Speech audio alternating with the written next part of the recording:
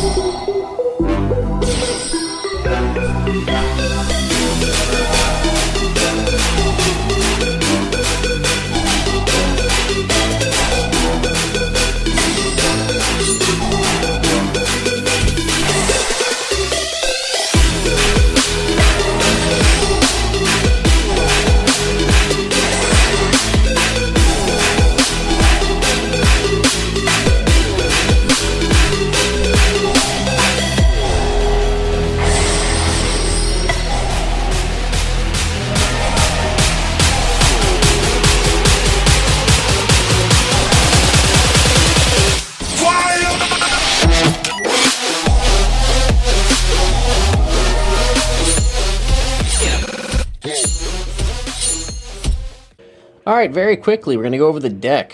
Alright, I'm not going to go over any of the basic staples. I will note a few things.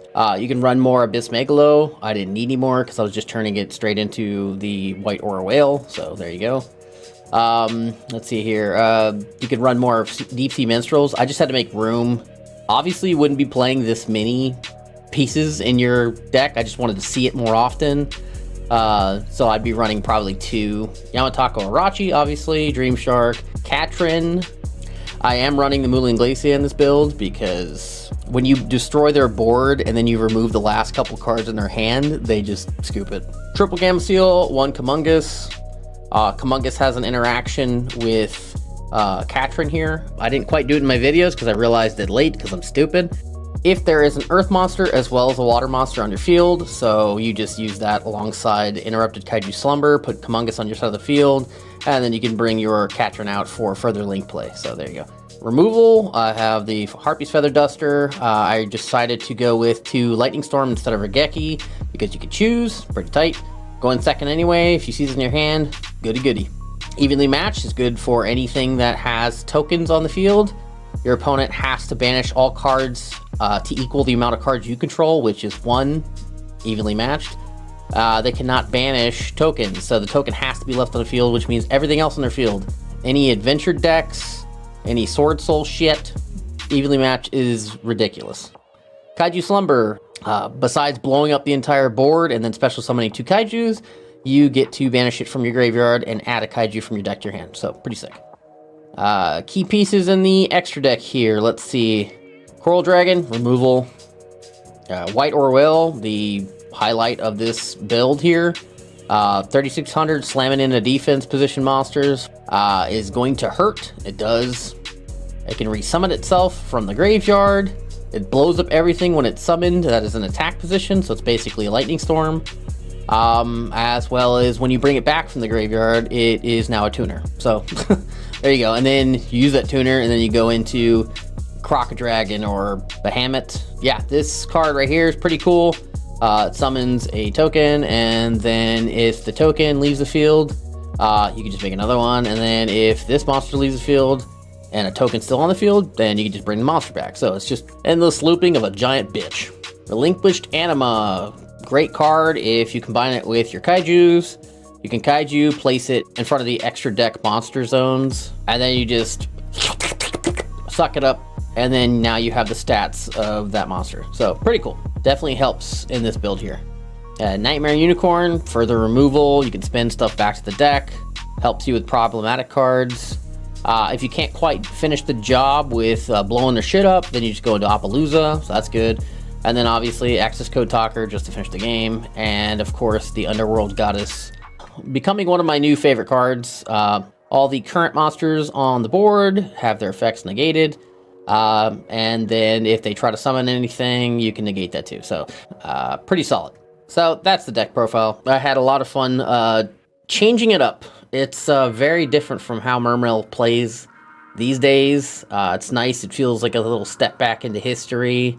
A lot of people really prefer going second over going first, which I understand the appeal. But with today's boards, man, you can get over it, but you got to run a lot of shit. You got to run like all these, if not more kaiju. Like it's hard to get over boards these days, which is why people opt into going first. But sideboard, just do whatever you want. Doesn't really matter.